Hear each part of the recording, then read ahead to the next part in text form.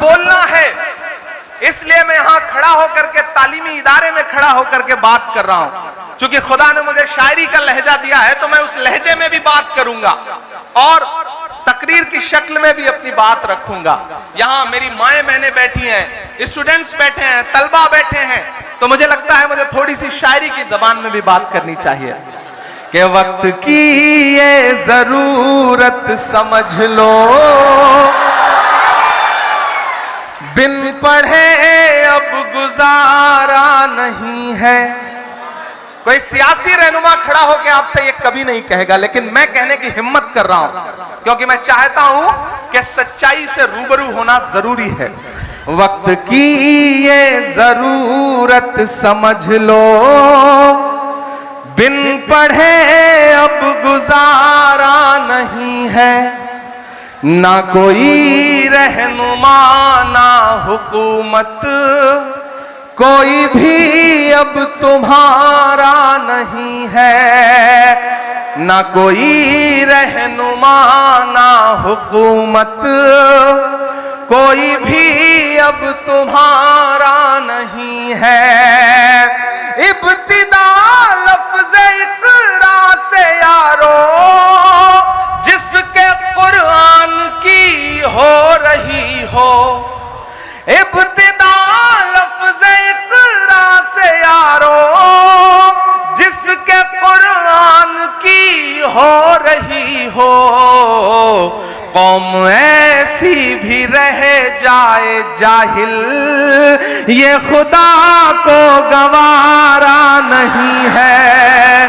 कौम ऐसी भी रह जाए जाहिल, ये खुदा को गवारा नहीं है। और एक शेर सुनना कि तुम पढ़ो और पढ़ कर लिखो सब, वरना तारीख बदली मिलेगी। अभी डॉक्टर ओम शंकर जी बोल रहे थे तो उन्होंने कहा इमरान साहब अब आप सिर्फ प्रतापगढ़ के नहीं हैं, पूरे भारत के हैं, इसलिए अपना नाम बदल लीजिए। मैंने कहा यही कोशिश तो सरकारें कर रही हैं कि अपना नाम बदल लीजिए। हम एहतजाजन अपना नाम नहीं बदलेंगे, वो और होंगे जो मैखाने में जाके पीते हैं, हम जहां पीते हैं मैखाना बना लेते हैं। हम जिस मिट्टी में पैदा हुए हैं वही मिट्टी हिंदुस्तान है, हम जिस गांव में पैदा हुए हैं वही भारत है। कभी शाहिद ने शेर कहा कि जो भी मिलता है उसी को देखने लगता हूं मैं, क्या करूं मजबूरियां हैं गांव से आया हूं मैं तेरे साहिल पे आया था कि देखूं तेरा ज़र्फ, ऐ समंदर किसने तुझसे कह दिया प्यासा हूं मैं। हम गांव की मिट्टी से आए हुए लोग हैं। और यहां बैठे हुए बच्चों से मैं एक बात कहना चाहता हूं मेरे भाई। खालिद अमीर साहब कह रहे थे कि जो गरीब बच्चे हैं वो यहां आते हैं, जो पढ़े लिखे बच्चे हैं, जो अमीर परिवारों के बच्चे हैं वो इंग्लिश मीडियम स्कूल में जाते हैं।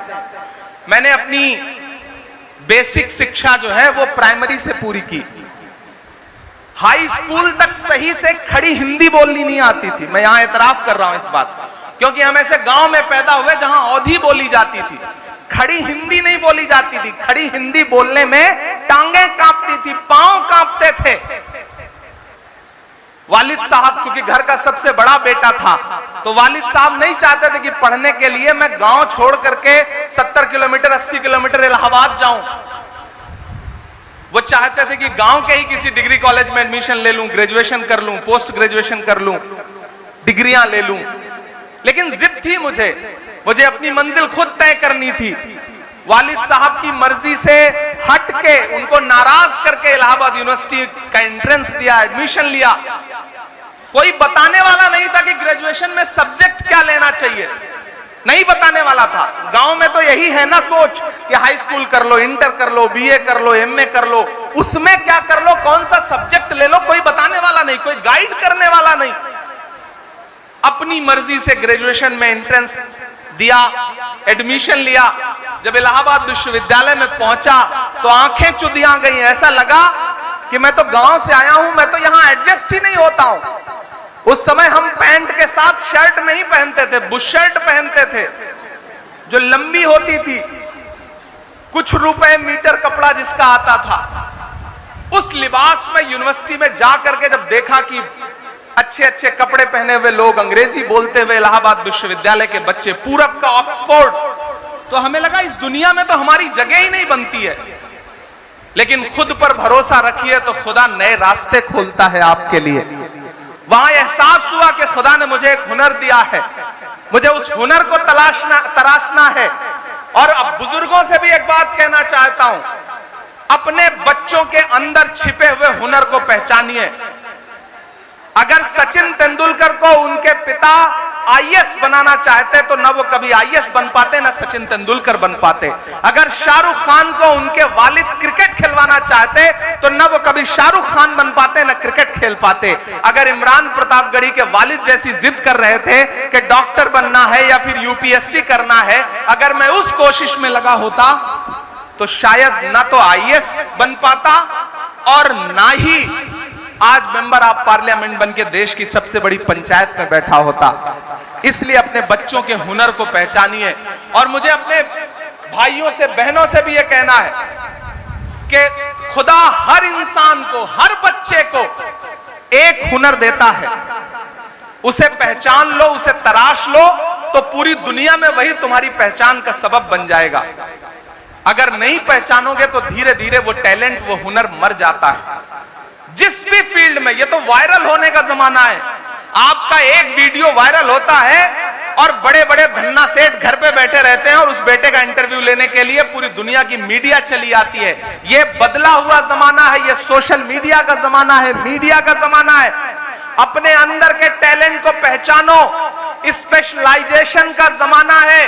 पहले एक दौर था कि एक डॉक्टर होता था, वही सर्दी खांसी का भी इलाज करता था, वही पेट के दर्द का भी इलाज करता था, वही हड्डियां टूटने का भी इलाज करता था। लेकिन आज हर बीमारी के अलग अलग स्पेशलिस्ट डॉक्टर हैं। यह स्पेशलाइजेशन का जमाना है।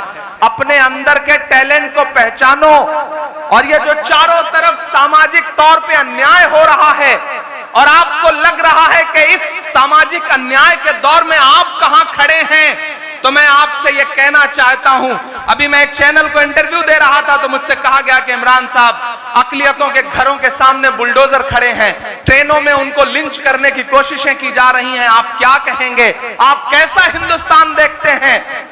तब मैंने उनसे एक बात कही थी कि मैं आने वाले 10 सालों बाद एक ऐसा हिंदुस्तान देखता हूं जो इतना खूबसूरत होगा, इतना खूबसूरत होगा कि हर मजलूम अपने हक के लिए अपनी सदाएं खुद बुलंद करेगा। क्योंकि ये दौर ऐसा दौर है जो इंसानों को सिखा रहा है कि जीना कैसे है, इस समाज में बने कैसे रहना है। आपके खिलाफ जो सरकारी साजिशें हैं, समाजी साजिशें हैं, उन्होंने एक काम अच्छा किया है और वो ये किया है कि कन्याकुमारी से कश्मीर तक डंडा लेके भैंस चराने वाला आम मुसलमान भी ये मान चुका है कि अगर इस मुल्क में जिंदा रहना है तो अपने बच्चों को पढ़ाना पड़ेगा। ये एहसास जागा है आपके अंदर, इस एहसास को बुलंद करिए। अगर आपने इस एहसास को बुलंद कर लिया, हमारे पास यूनिवर्सिटियां बहुत हैं। मैं बड़ी माफी के साथ यहां जो हायर एजुकेशन से जुड़े हुए लोग बैठे हैं, हमारे पास यूनिवर्सिटियां बहुत हैं और बच्चा अगर हाई स्कूल तक पढ़ लिख जाता है तो किसी ना किसी यूनिवर्सिटी में दाखिला भी ले लेगा। हमें जरूरत है बेसिक स्कूलों की, हमें जरूरत है पहली क्लास से 12th तक हमारे बच्चे कैसे एजुकेशन हासिल करें, इसके लिए लड़ाई लड़ने की जरूरत है। चूंकि हम शिक्षा के महत्व पर बात कर रहे हैं, हमें एमएएच इंटर कॉलेज जैसे सैकड़ों हजारों इंटर कॉलेजेस की जरूरत है। इस भीड़ में बैठे हुए सारे लोगों से मैं ये गुजारिश करूंगा, आप अलग अलग दुनिया के लोग हैं, किसी को खुदा ने बहुत दौलत दी होगी, किसी को खुदा ने कोई अलग हुनर दिया होगा, कोई सियासत में बहुत आगे होगा। पूरा समाज हम नहीं बदल सकते, एक झटके में पूरा देश नहीं बदल सकते। अपने आसपास से बदलाव लाओ। खुदा कभी कभी क्या करता है कि आपको दौलत तो बहुत दे देता है, आप सोचते हो कि मेरा बेटा पढ़े, मैं इसे आईएएस कराऊं, इसे सीपीएमटी में ले जाऊं, पीएमटी कराऊं, नीट कराऊं, जो करना चाहे वो कराऊं। लेकिन कभी कभी ऐसा होता है कि खुदा दौलत तो देता है लेकिन आपके बच्चे को पढ़ने का मन नहीं देता। ऐसे में आपको क्या करना चाहिए? ऐसे में सिर्फ एक काम करिए कि अपने आसपास, अपने मोहल्ले में, अपने इलाके में नजर दौड़ाइए। 2-4 बच्चे ऐसे निकल आएंगे जो पढ़ना चाहते होंगे लेकिन उनके पास पढ़ने के संसाधन नहीं है। उनके वालिदैन इस लायक नहीं है कि अपने बच्चे को आगे पढ़ा सकें, उन बच्चों को एडॉप्ट करिए, उनकी तालीम का खर्च उठाइए, उन्हें आगे ले जाइए। यह सबसे बड़ा कंट्रीब्यूशन होगा आपका सोसाइटी के लिए। समाज ऐसे ही सुधरता है, समाज ऐसे ही आगे बढ़ता है। हर एक उम्मीद को, हर एक, जब यह कहा जाता है ना कि चारों तरफ मायूसी का आलम है, चारों तरफ मुश्किलें हैं, इन मुश्किलों का हल कैसे निकलेगा?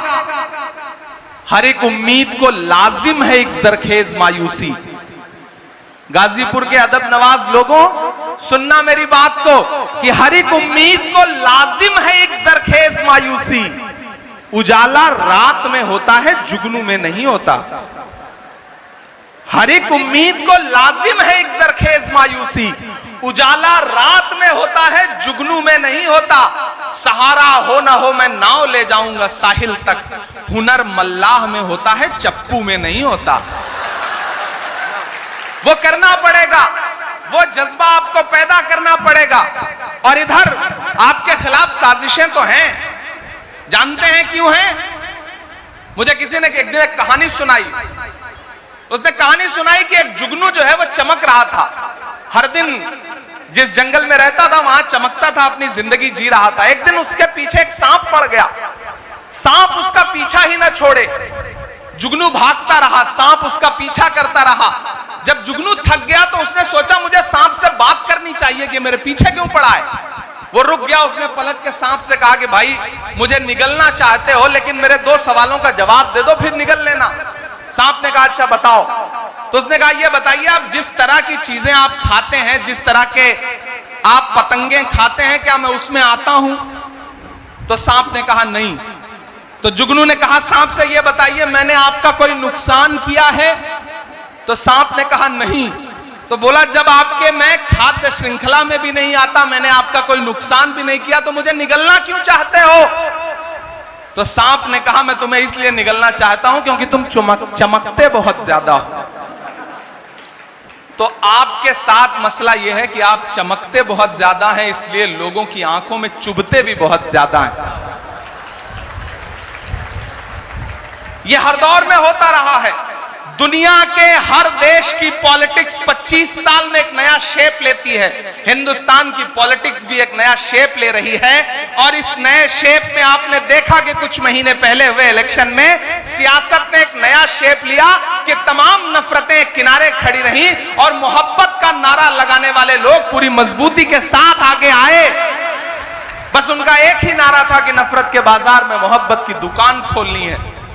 तो मेरे भाई मैं आपसे ये गुजारिश करूंगा कि इस दौर में आगे आइए और ये जो बुलडोजर लेकर के आपका घर गिरा रहे हैं, ये जो जुल्म कर रहे हैं, इसको दर्ज करिए। तुम पढ़ो और पढ़ कर लिखो सब, वरना तारीख बदली मिलेगी। तुम पढ़ो और पढ़ कर लिखो सब, वरना तारीख बदली मिलेगी। अब कलम और कागज से बढ़कर दूसरा कोई चारा नहीं है। अब कलम और कागज से बढ़कर दूसरा कोई चारा नहीं है। गलतियां तो हुई हैं, हम जब अपना गिरेबान पकड़ के उस पर झांकेंगे तब शायद हमें एहसास होगा कि हमसे चूक तो हुई है, कहीं ना कहीं चूक तो जरूर हुई है। मैं एक मतला और 2 शेर सुनाता हूं, फिर आपसे थोड़ी सी संजीदा गुफ्तगू करूंगा कि आज तारीख है हैरान, कहां चूक हुई। सुनिएगा गाजीपुर वालों, और इसे घर लेकर के जाइएगा और रात की तन्हाई में जब सुकून से बैठिएगा तो सोचिएगा कि आपके हमउम्र एक बेटे ने, एक भाई ने आकर के बड़ी संजीदा सी एक बात कही है कि आज तारीख है हैरान, कहां चूक हुई। हमारी नस्लों का अलमिया क्या है? हम अभी पिछले 300-400 साल से बाहर ही नहीं निकल पाए। हर चौराहे पे नवाब साहब बैठे हैं, हर चाय की दुकान पर शहंशाह बैठा हुआ है अपनी दुनिया में मस्त। समाज से कोई लेना देना नहीं है। मैं उसके लिए ये मिसरा पढ़ रहा हूं कि आज तारीख है हैरान, कहां चूक हुई सोचिएगा कभी सुल्तान, कहां चूक हुई सोचिएगा कभी सुल्तान, कहां चूक हुई। तुम पे दौलत भी है, तादाद भी, ताकत भी है, तुम पे दौलत भी है, तादाद भी, ताकत भी है, फिर भी हो बेसरो सामान, कहां चूक हुई, फिर भी हो बेसरो सामान, कहां चूक हुई। और एक बड़ा कड़वा शेर पढ़ता हूं कि हल हुआ करते थे दुनिया के मसाइल जिनसे, हल हुआ करते थे दुनिया के मसाइल जिनसे, मसला अब है मुसलमान, कहां चूक हुई, मसला अब है मुसलमान, कहां चूक हुई। और ये जो शेर पढ़ने जा रहा हूं, अब तक जो कुछ बोला है वो एक तराजू पर, और अब जो बोलने जा रहा हूं वो इस एक पल्ले पर। यहां से वहां तक डाइस पर मौजूद हर एक शख्स, इधर जो माएं बहनें बैठी हैं, सबकी दुआएं मांगता हूं इस शेर पर कि मसला अब है मुसलमान, कहां चूक हुई। रह गया किस लिए तू इल्म हुनर में पीछे, रह गया किस लिए तू इल्म हुनर में पीछे, है तेरे पास तो कुरान, कहां चूक हुई, है तेरे पास तो कुरान, कहां चूक हुई। बस यही एक खराबी है मेरे अंदर भी, बस यही एक खराबी है मेरे अंदर भी, सोचता रहता हूं इमरान, कहां चूक हुई, सोचता रहता हूं इमरान, कहां चूक हुई। बहुत शुक्रिया, बहुत मोहब्बतें। एक बार जोरदार ताली बजाइए आप। मुझे पता है आप पिछले 4-5 घंटे से यहां बैठे हैं और मुसलसल भाषण सुन रहे हैं। गर्मी बहुत है, मैं भी पसीने से सराबोर हूं। रमेश सोज का शेर है कि नया पाने की चाहत में पुराना छूट जाता है, तुझे अपनाऊं तो मुझसे जमाना रूठ जाता है। मोहब्बत पढ़ने लिखने में बहुत आसान है, लेकिन मोहब्बत को निभाने में पसीना छूट जाता है। तो आप भी हमारी मोहब्बत में बैठे हैं, हम भी आपकी मोहब्बत में यहां खड़े हैं। मैंने कहा ना, मैं रात में शाम में लंदन से लौटा और सो भी नहीं सका था। हाँ, मैं वो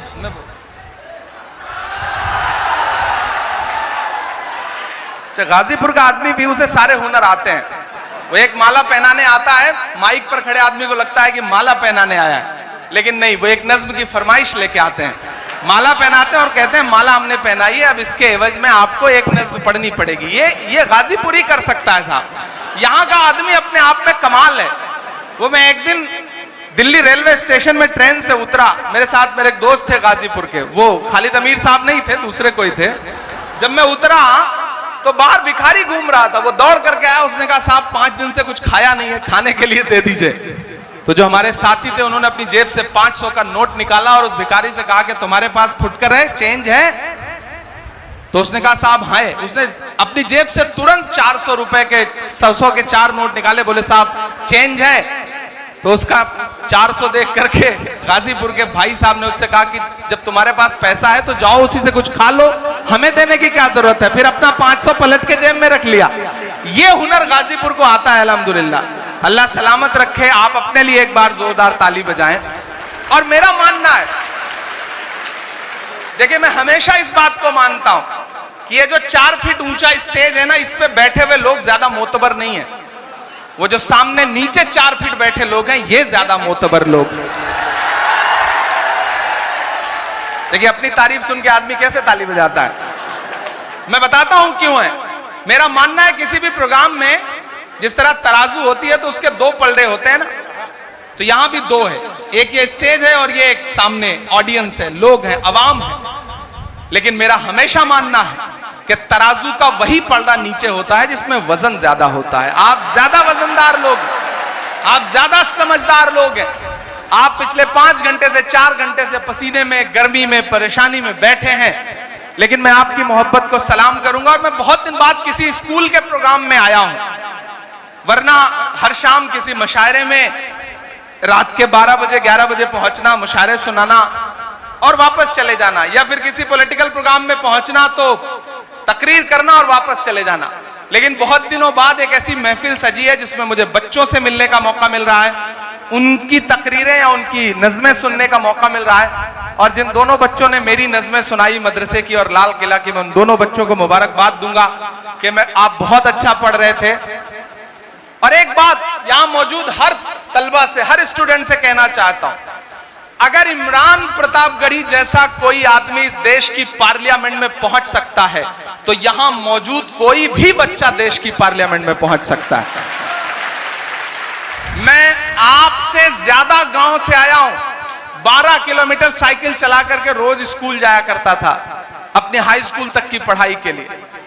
तो अपने अंदर के हुनर को पहचानिए, उसे बड़ा बनाइए, वो किसी भी फील्ड का हो, और अपनी मंजिलें तय करिए, अपनी लड़ाई तय करिए। सामाजिक न्याय के खिलाफ लड़ने वाले लोगों ने अपने हथियार बदल दिए हैं, तौर तरीके बदल दिए हैं, तो सामाजिक न्याय की लड़ाई लड़ने वालों को भी अपने तौर तरीके बदलने पड़ेंगे। अगर आपको लगता है कि पुराने भाषणों से, पुरानी तकरीरों से काम चल जाएगा तो नहीं चलेगा। गाजीपुर वालों और गाजीपुर के साथ साथ यहां खड़े होकर के पूरे हिंदुस्तान की आवाम से कहना चाहता हूं कि ये जो घरों को तोड़ने की साजिशें हैं, इस लड़ाई को लड़ने के लिए आपको तरीके बदलने पड़ेंगे। आरटीआई है, राइट टू इंफॉर्मेशन है आपके पास, राइट टू एजुकेशन है आपके पास, राइट टू फूड है। यूपीए 2 ने दिया है आपको ये हथियार, इन हथियारों का इस्तेमाल करिए। अगर कहीं आपके इर्द गिर्द ऐसा कुछ हो रहा है, हम लोग इस लड़ाई को लेकर के, अभी जो मध्य प्रदेश में हुआ है, उस लड़ाई को लेकर के सुप्रीम कोर्ट जा रहे हैं, लड़ेंगे इस लड़ाई को मजबूती के साथ। और आपसे भी गुजारिश करता हूं कि इस भीड़ में तमाम वकील बैठे होंगे, सामाजिक कार्यकर्ता बैठे होंगे, पहचानिए उनको जो चिन्हित करके आपके घरों पे बुलडोजर चलवा रहे हैं, चाहे वो कोई अधिकारी हो, चाहे कोई नेता हो। जो राइट टू इंफॉर्मेशन का अधिकार है ना आरटीआई का, उनकी भी जमीनों के लिए, उनके भी घरों के लिए, उनकी भी संपत्तियों के लिए आरटीआई लगाइए। जो कलेक्टर या जो कोई यूपीएससी से आया हुआ इंसान ये सोचता है कि किसी का भी घर कुचल करके चला जाएगा और दुनिया चुप रहेगी, तो उसके खिलाफ भी आरटीआई लगाइए। पता करिए कि उनका जो घर बना है उसका नक्शा पास है या नहीं पास है।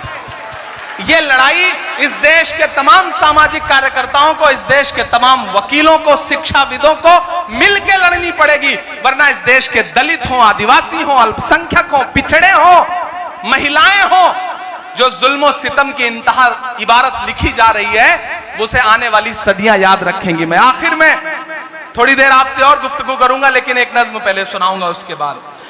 कि जख्म पर जख्म खा के निकले हैं। लोग कहते हैं इमरान बदल तो नहीं गए सियासत में जाने के बाद, लहजा नर्म तो नहीं कर लिया। एक दिन पार्लियामेंट में एक साथ 146 एमपी सस्पेंड किए गए। 146 मेंबर ऑफ पार्लियामेंट एक दिन में, पिछले इससे पहले वाले सेशन में जब सस्पेंड किया गया तो मैं बाहर निकला तो मीडिया के साथ ही खड़े थे। जैसे ही पार्लियामेंट की चौखट से बाहर आया तो उन्होंने कहा इमरान साहब आप सारे लोग सस्पेंड हो गए। मैंने कहा ये तो तमगा है, तमगा लेके आ रहा हूं, सस्पेंड हुआ तो कौन सा। मायूस होके निकला हूं। तब मैंने एक नज्म कही कि जख्म पर जख्म खा के निकले हैं, हाँ मगर मुस्कुरा के निकले हैं। मुझे लगना चाहिए कि मैं गाजीपुर में खड़ा हूं, एमएच इंटर कॉलेज में खड़ा हूं, मेरे सामने मेरी बुजुर्ग नस्लों के साथ साथ मेरी नई पीढ़ी भी खड़ी है जिसके खून में बहुत जोश है, जज्बा है, हिम्मत है। कि जख्म पर जख्म खा के निकले हैं, हाँ मगर मुस्कुरा के निकले हैं। सर झुकाने का हुक्म जब आया, तैयार रहना अगले मिसरे पे, कि सर झुकाने का हुक्म जब आया और भी सर उठा के निकले हैं, नारे हक लगा के निकले हैं। थक गए क्या आप? थक गए मुझे ऐसा लग रहा है, तो मुझे लगना चाहिए कि आप थके नहीं हैं। जख्म पे जख्म खा के निकले हैं, हाँ मगर मुस्कुरा के निकले हैं। सर झुकाने का हुक्म जब आया और भी सर उठा के निकले हैं, नारे हक लगा के निकले हैं, नारे हक लगा के निकले हैं। कि सच का नारा बुलंद करते हैं। शायर इशारे में अपनी बात कहता है, और अगर लगे कि बात आया हो गई है तो मुझे सुन के बताना गाजीपुर वालों।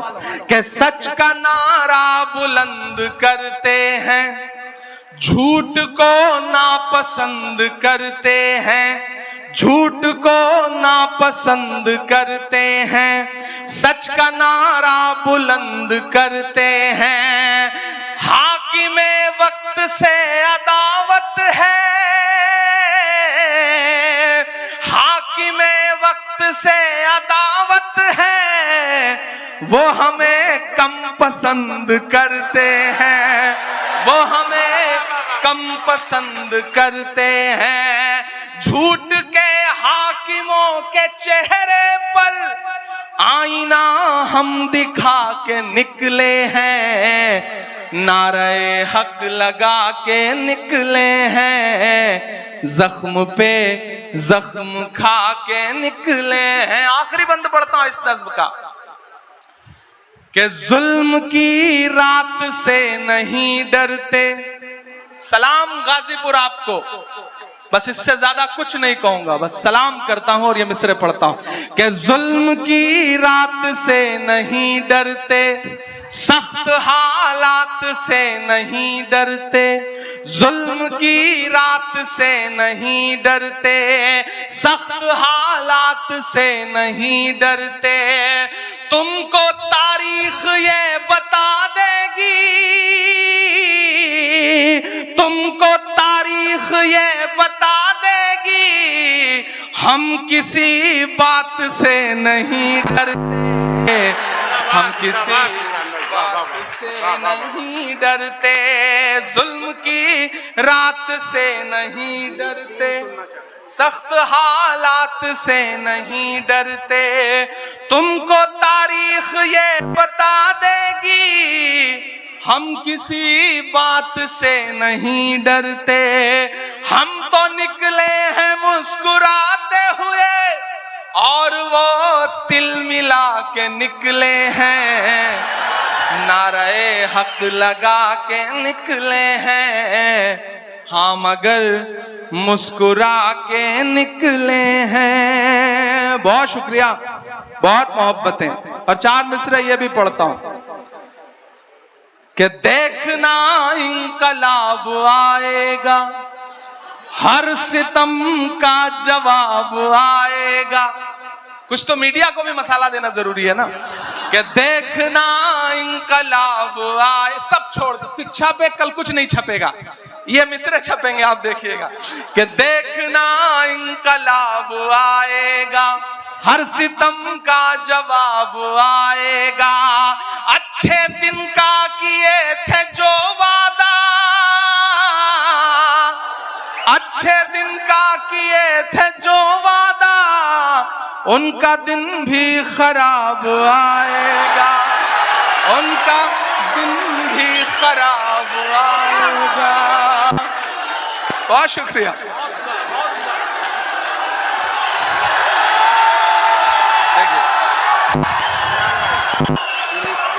हाँ, मैं पढ़ दूंगा।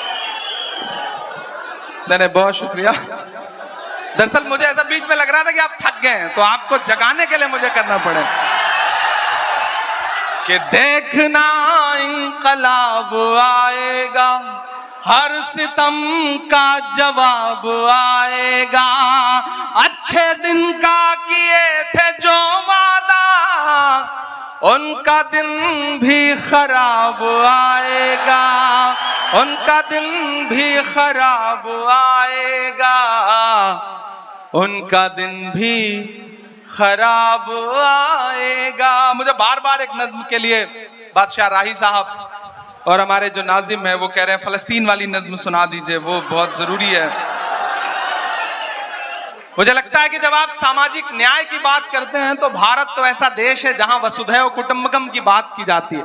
संपूर्ण विश्व हमारा घर है, संपूर्ण वसुधा हमारी है, वसुधैव कुटुंबकम यानी कि संपूर्ण विश्व की जो धरा है वो हमारा परिवार है।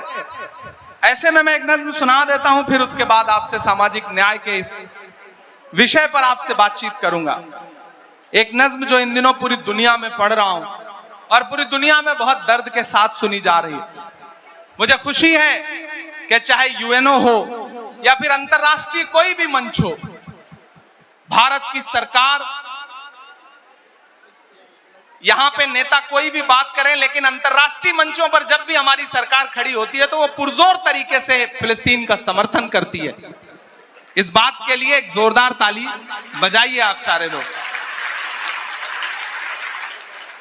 आयरन लेडी स्वर्गीय इंदिरा जी के जमाने से जो भारत और फलस्तीन के रिश्ते शुरू हुए थे, वो रिश्ते बड़े गाढ़े हैं और मुझे लगता है कि भारत की जो विदेश नीति है वो विदेश नीति हर मजलूम राष्ट्र के साथ खड़े होने की नीति है, जो पंडित जवाहरलाल नेहरू जी ने, राजीव जी ने, लाल बहादुर शास्त्री जी ने शुरू की थी, उसे आगे ले जाने की जरूरत है और कुछ हद तक ये सरकार भी उसका समर्थन करती है, उसी नीति पे चलती है। मैं एक नज्म पढ़ता हूं, फलस्तीन का मुद्दा इन दिनों पूरी दुनिया के सामने। मैं जब भी किसी दर्द को आवाज देना चाहता हूं तो मुझे अल्लामा इकबाल याद आते हैं और दुआ की शक्ल में मेरा दिल करता है कि मैं हाथ उठाऊं उसकी बारगाह में जो पूरी दुनिया को चलाने वाला है, पूरी दुनिया का मालिक है। और जब मैं ऐसी कोई बात कहना चाहता हूं तो मुझे अल्लामा इकबाल की वो नज्म याद आती है जो पूरी दुनिया में मकबूल है कि लब पे आती है दुआ बन के तमन्ना मेरी। मैं इस एक मिसरे को उठाता हूं और एक मुकम्मल नज्म आपको सुनाता हूं, आपकी आंखों में वो तमाम मंजर तैरते जाएंगे। इधर जो लोग बैठे हैं सब थोड़ी देर के लिए मुझे आपकी संजीदगी चाहिए। लब पे आती है दुआ बन के तमन्ना मेरी, लब पे आती है दुआ बन के तमन्ना मेरी, सुन ले तू आज ये फरियाद खुदाया मेरी, लब पे आती है दुआ बन के तमन्ना मेरी, तेरे महबूब ने जिस सिमत किए थे सजदे, तेरे महबूब ने जिस सिमत किए थे सजदे, हुक्म से तेरे वो अस्हाबे नबी के सजदे, हुक्म से तेरे वो अस्हाबे नबी के सजदे, सैकड़ों गम लिए सीने में है गमगीन खड़ा, सैकड़ों गम लिए सीने में है गमगीन खड़ा, अफकत तेरे भरोसे है फलस्तीन खड़ा, अफकत तेरे भरोसे है फलस्तीन खड़ा, काश दुनिया ये समझ पाती है झगड़ा क्या है, काश काश दुनिया ये समझ पाती है झगड़ा क्या है, आपके घर पे किसी गैर का कब्जा क्या है। तू जो चाहे तो हर एक बात को बेहतर कर दे, एक नजर डाल के हालात को बेहतर कर दे। लब पे आती है दुआ बन के तमन्ना मेरी। मैं जहां जहां गया मैंने इस नज्म को पढ़ा, चूंकि मैं खुद इस नज्म को कहते हुए बहुत रोया, तो मेरे साथ लोग गुनगुनाने लगते हैं, तो मुझे लगता है कि आपके मिसरा की हद ये है कि आखिरी आदमी तक को आपका अगर मिसरा याद है तो किसी शायर के लिए इससे बड़ी कमाल की बात कुछ नहीं हो सकती। मैं पढ़ता हूं अगला बंद इस नज्म का। लब पे आती है दुआ बन के तमन्ना मेरी, अब कहीं भी नहीं सुनवाई है मेरे मौला, सारी दुनिया ही तमाशाई है मेरे मौला, सारी दुनिया ही तमाशाई है मेरे मौला। जो तेरे नाम पे लड़ते हैं अगर हारे तो इसमें हम सब की भी रुसवाई है मेरे मौला। उनकी उजड़ी हुई बस्ती की सदाएं सुन ले ऐ खुदा, क़िबले अव्वल की दुआएं सुन ले। तू जो चाहे तो बुरा वक्त भी टल जाएगा, रात की कोख से सूरज भी निकल आएगा। लब पे आती है दुआ बन के तमन्ना मेरी। आखिरी बंद पढ़ता हूं इस नज़्म का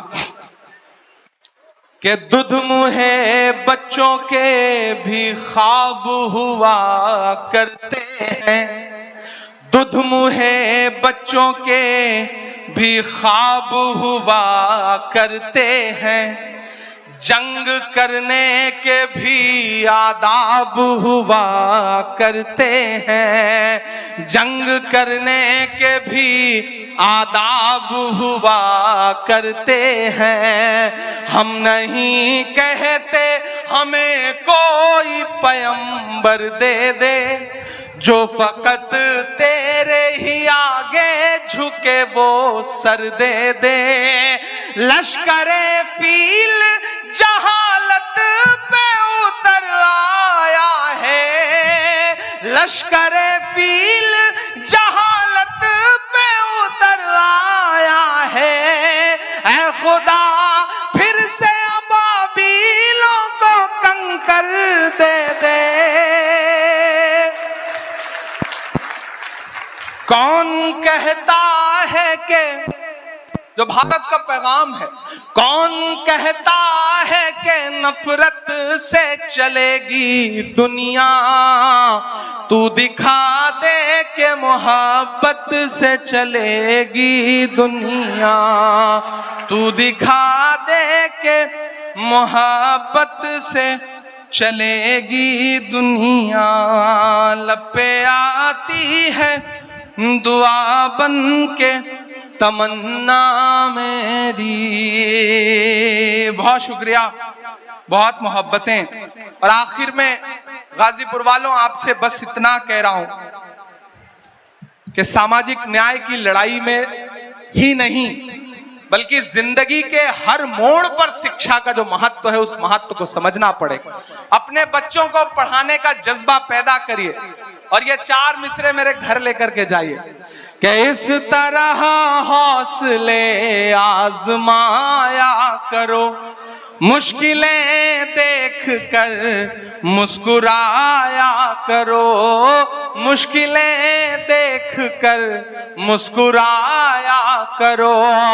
दो निवाले भले कम ही खाया करो अपने बच्चों को लेकिन पढ़ाया करो, अपने बच्चों को लेकिन पढ़ाया करो। शिक्षित होइए, संगठित होइए। कभी डॉक्टर बाबा साहब अंबेडकर ने कहा था ना कि शिक्षा वो शेरनी है कि जिसका दूध जो कोई भी पिएगा वो दहाड़ेगा। तो अगर दहाड़ना चाहते हो, समाज में इज्जत के साथ रहना चाहते हो, तो शिक्षित बनो।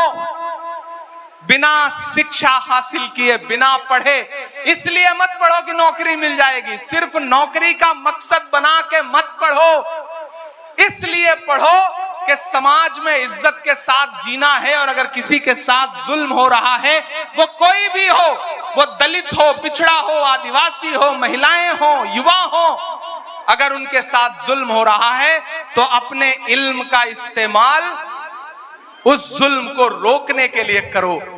अल्लाह के रसूल ने कहा है ना कि इल्म हासिल करो चाहे चीन तक जाना पड़े। तो चीन जाने से मुराद मुझे लगता है उस दौर में यही थी कि कितनी भी मुश्किल आए, कितना भी दूर जाके इल्म हासिल करना पड़े, लेकिन इल्म हासिल करो और डरना बंद करो। आखिर में डरना बंद करो। हुकूमत यह दिखाना चाहती है कि तुम्हारी चूड़ी टाइट कर रहे हैं इसलिए लोग खुश हो रहे हैं। एक तबका है ना जो इस बात पे खुश है कि तुम्हारी चूड़ी टाइट हो रही है।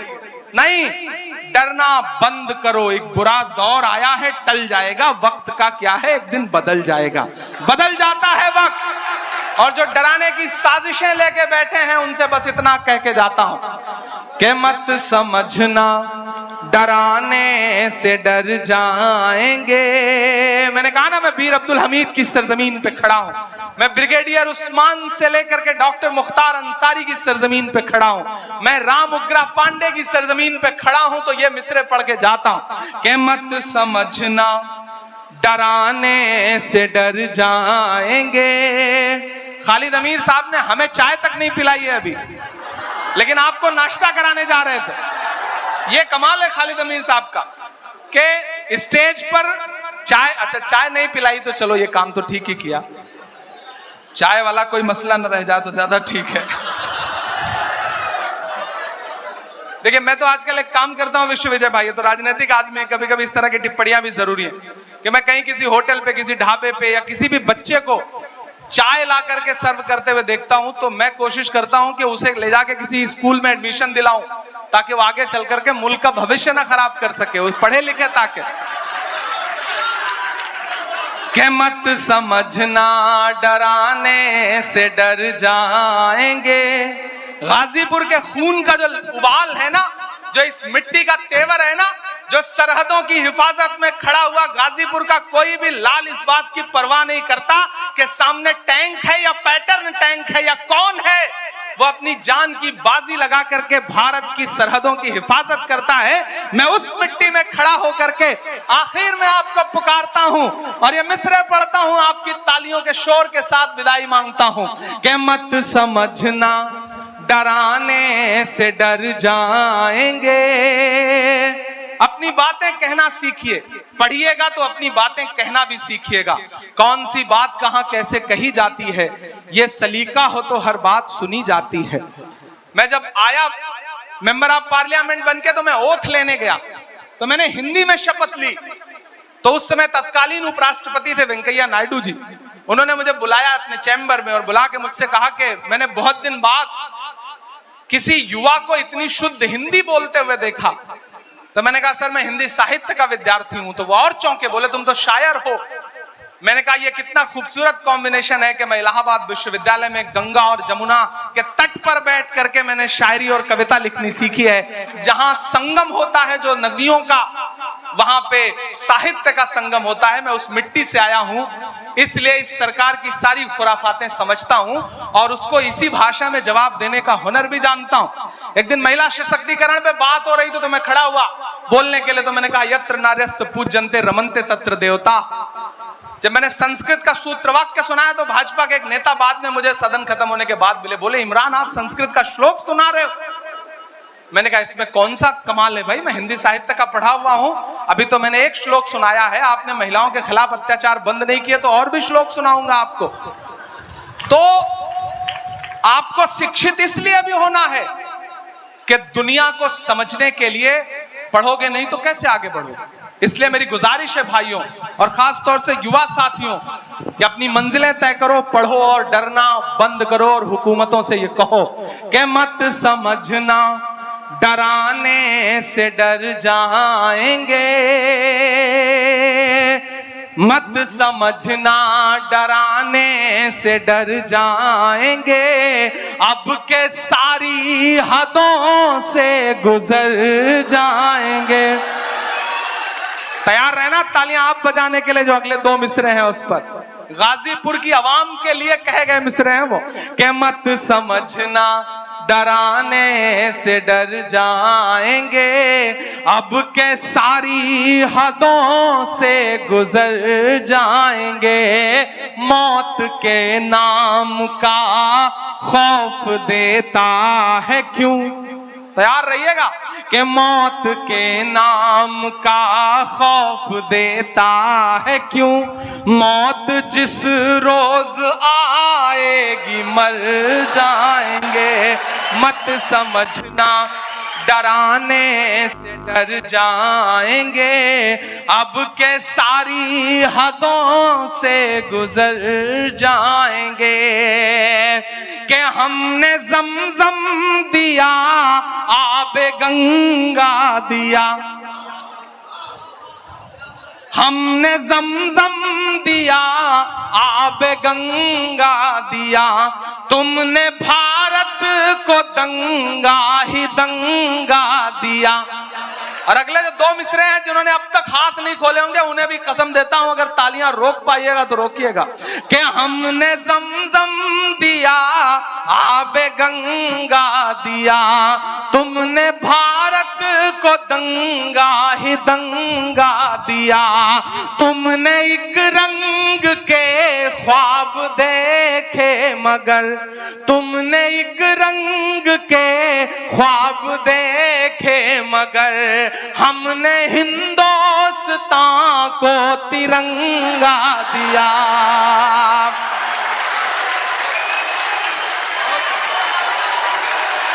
बहुत शुक्रिया,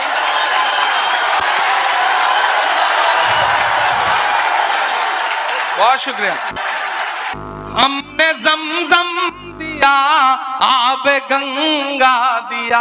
जब जब मुझे लगता है कि आप थक गए तब तब आप मुझे गलत साबित कर देते हैं कि हमने ज़मज़म दिया आबे गंगा दिया, तुमने भारत को दंगा ही दंगा दिया, तुमने एक रंग के ख्वाब देखे मगर, हमने हिंदुस्तान को तिरंगा दिया। ये तिरंगा बदन पर लपेटे हुए, ये तिरंगा, कल मैं याद रह जाऊं तो इन मिसरों से आपको याद रह जाऊं कि ये तिरंगा बदन पर लपेटे हुए, एक दिन इस ज़मीन में उतर जाएंगे, मत समझना डराने से डर जाएंगे, अब के सारी हदों से गुजर जाएंगे। ये तिरंगा बदन पर लपेटे हुए, एक दिन इस जमीन में उतर जाएंगे। और ये मिसरा सुनिएगा कि ख्वाब तू देखने लग गया कौन से, तेरी ख्वाहिश है अब सब रहे मौन से, बात इतनी सी है कोई समझाइए, हमने झेले हैं दुनिया में फिरौन से, कि ना इधर जाएंगे ना उधर जाएंगे, ना इधर जाएंगे ना उधर जाएंगे, बन के खुशबू फजा में बिखर जाएंगे, मत समझना डराने से डर जाएंगे, अब के सारी हदों से गुजर जाएंगे। और आखिरी बंद पढ़ता हूं इस नज्म का कि आंख मूंदे कहां तक गुजरता चलूं, ये तो मुमकिन नहीं है कि डरता चलूं। आंख मूंदे कहां तक, आंख मूंदे कहां तक गुजरता चलूं, ये तो मुमकिन नहीं है कि डरता चलूं। मैं क्या शायर भी हूं और मुअर्रिख भी हूं, मैं क्या शायर भी हूं और मुअर्रिख भी हूं। जुल्म जितने भी हों दर्ज करता चलूं, आंसुओं की गवाही से लिखता रहूं, खून दिल की सियाही से लिखता रहूं, आंसुओं की गवाही से लिखता रहूं, खून दिल की सियाही से लिखता रहूं। हमने जो कह दिया कह दिया कह दिया, अब ये मुमकिन नहीं कि मुकर जाएंगे। मत समझना डराने से डर जाएंगे, अब के सारी हदों से गुजर जाएंगे। वारिस हसन साहब, खालिद अमीर साहब और पूरी इंतजामिया कमेटी और खास तौर से इस कॉलेज के जो टीचर्स हैं, मैं सबका नाम नहीं जानता, लेकिन मैं उनको खुसूसी तौर पर मुबारकबाद देता हूं। मैं जानता हूं कि एक इवेंट करना कितना मुश्किल काम होता है, और इस तरह से जिसमें सियासत के भी रंग हो, अदब के भी रंग हो और कल्चरल प्रोग्राम भी हो, उसे संजोना बहुत मुश्किल काम होता है। लेकिन खालिद अमीर साहब का मुबारकबाद के ये मुझे बुला के नहीं लाए, ये मुझे पकड़ के लाए। मतलब मैं ये जुमला इस्तेमाल कर रहा हूं, एक होता है पकड़ के बुलाना। मैं लंदन था और दिन में 3 फोन इनके इस बात के आते थे कि आपकी फ्लाइट कब लैंड करेगी, आप देर ना कर दें, फ्लाइट डिले ना हो जाए। मैंने कहा इतना परेशान मत होइए, इंशाल्लाह गाजीपुर वालों से एक जज्बाती रिश्ता है तो मैं उस रिश्ते को निभाने के लिए जरूर पहुंचूंगा, चाहे जैसे पहुंचूं। मैं आपके बीच में हाजिर हुआ, यहाँ जो आवाम बैठी है और स्टूडेंट्स जो बैठे हैं उन सबका बहुत शुक्रिया अदा करता हूँ। मैं महाराष्ट्र से मेंबर ऑफ पार्लियामेंट हूँ, तो अपना बजट यहाँ कुछ नहीं दे सकता, ये मेरी एक मजबूरी है। अगर मैं उत्तर प्रदेश से मेंबर ऑफ पार्लियामेंट होता तो मेरी कोशिश होती तो मैं 1 साल का पूरा 5 करोड़ इस इंस्टीट्यूशन को दे देता। लेकिन मैं ये एक वादा आपसे खालिद अमीर साहब ये करता हूं कि आप दिल्ली आइए, चूंकि मेरी कलम यहाँ के लिए फंड नहीं दे सकती, मैं सिर्फ महाराष्ट्र के लोगों को फंड दे सकता हूं। लेकिन ऐसे कई राज्यसभा मेंबर ऑफ पार्लियामेंट हैं जो हमारे साथ उत्तर प्रदेश के हैं और हमारे साथ हैं, हम उनके कहीं काम आ जाते हैं, हम उनसे कोई काम ले लेंगे। तो आप आइए, जिस तरह से एक हॉल यहाँ पे आपने बनाया है गर्ल्स ब्लॉक के लिए, बच्चियों की तालीम के लिए, और भी कुछ आप करना चाहते हैं तो मुझे बताइए। मैं खुद भले ना दे पाऊं, लेकिन फकीर सबके लिए इंतजाम रखते हैं। मैं इस कॉलेज के लिए कुछ ना कुछ जरूर दिलवाऊंगा, ये आपसे वादा कर रहा हूं। एक ऐसा फंड, एक ऐसी रकम जिससे यहाँ पे कोई हॉल बन सके, कोई लाइब्रेरी बन सके, मैं अपनी तरफ से ये वादा कर रहा हूं। और दुआ करिए, जैसा उमर साहब कह रहे थे, आने वाला वक्त ऐसा हो कि मुल्क के सियासी हालात करवट लेगी, तो आपकी दुआ रही तो आपका ये भाई इस पोजीशन में भी होगा कि इस कॉलेज को कुछ बहुत बड़ा दे सके। और ऐसा होगा, जरूर होगा, ये मुझे पूरा यकीन है। और उस दिन MH इंटर कॉलेज में आके मैंने जो वादा किया, यहाँ खड़े होकर के जो आपसे गुफ्तगू की है, उसके लिए आप आइएगा और मुझे याद दिलाइएगा, मैं इंशाल्लाह खड़ा मिलूंगा। और आप सब साथियों से गुजारिश है, अपने बच्चों को पढ़ाइए। अगर आपके बच्चे का पढ़ने में मन नहीं है तो अपने आसपास के किसी बच्चे को पढ़ाइए, क्योंकि शायद वो पढ़ना चाहता हो और उसके पास पढ़ने के रिसोर्सेज ना हो। बेसिक स्कूल बनाइए, यूनिवर्सिटियां बहुत हैं, बेसिक स्कूल की जरूरत है। बेसिक स्कूल में बच्चों को भेजना शुरू करिए। और इमरान प्रतापगढ़ी आपकी दुआओं की वजह से देश की पार्लियामेंट का हिस्सा है। मुझे याद है कि 2019 में जब राहुल गांधी जी ने मुझे बुलाया तो उन्होंने 3-4 मुलाकातों के बाद मुझे लगा कि ये आदमी वो आदमी है जिसके साथ इस देश की सियासत में सामाजिक न्याय की लड़ाई लड़ी जा सकती है। मैं राहुल गांधी जी के कदम से कदम मिला करके पूरे हिंदुस्तान में चल रहा हूं, लड़ रहा हूं। तो मैं आपसे ये गुजारिश करूंगा कि जो भरोसा आपने जता रखा है उस भरोसे को मजबूत रखिएगा, और बदन में जो भी लहू है तेरी अमानत है, जहां जहां हो जरूरत वसूल कर लेना। मैं इमरान प्रतापगढ़ी हूं तो आपकी दुआओं के सदके में हूं, वरना मुझ में ऐसा कुछ नहीं था कि मैं वहां जाकर के आपकी खिदमत कर पाता। आपकी दुआओं ने बड़ा बनाया है। एक बार फिर से आप सभी साथियों का बहुत सारा शुक्रिया। इंशाल्लाह ये इंस्टीट्यूशन, ये कॉलेज जब भी मुझे आवाज देगा मैं सब कुछ छोड़ करके यहां आऊंगा, ये मेरा आप सबसे वादा है। बहुत शुक्रिया।